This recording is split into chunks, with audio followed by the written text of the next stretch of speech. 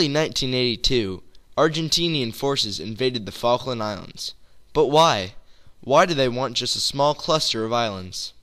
Their new president, Leopoldo Galtieri, had just taken over power several months earlier.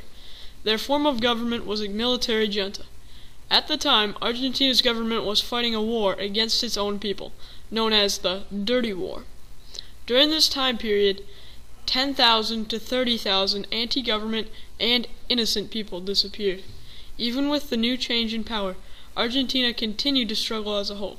President Galtieri needed popularity desperately. These protests needed to stop soon, or he would be out of power.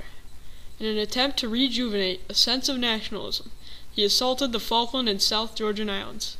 These islands belonged to world superpower England. When the invasion occurred on April 2nd, 1982, the small amount of British troops that were on the islands were taken completely off guard. This attack stunned Britain and the entire world. When the United Nations got ear of this, they immediately began discussion.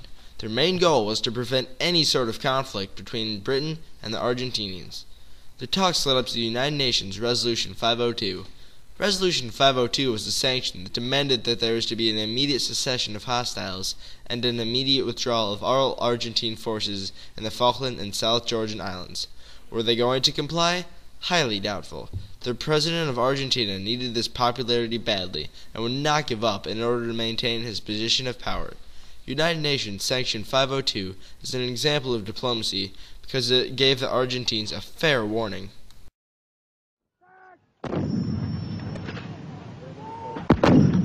Load correct.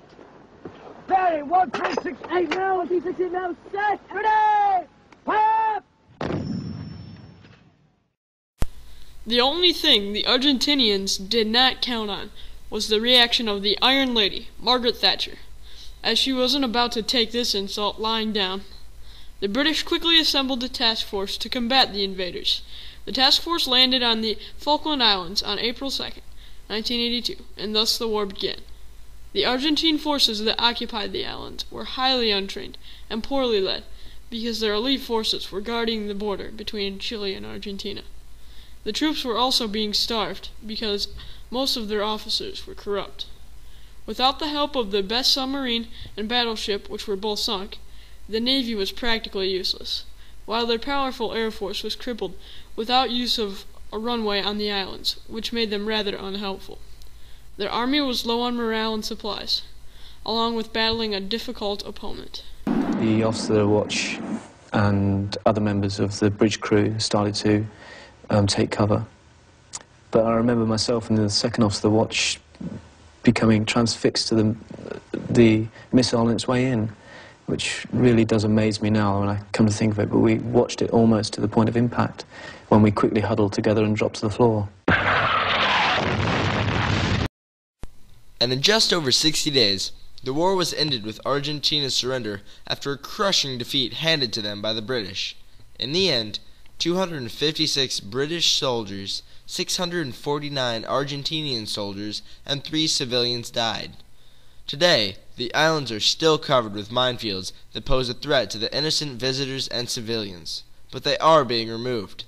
Argentina lost the war, and a year later its military junta government was out of power. The English gained many things from this victory.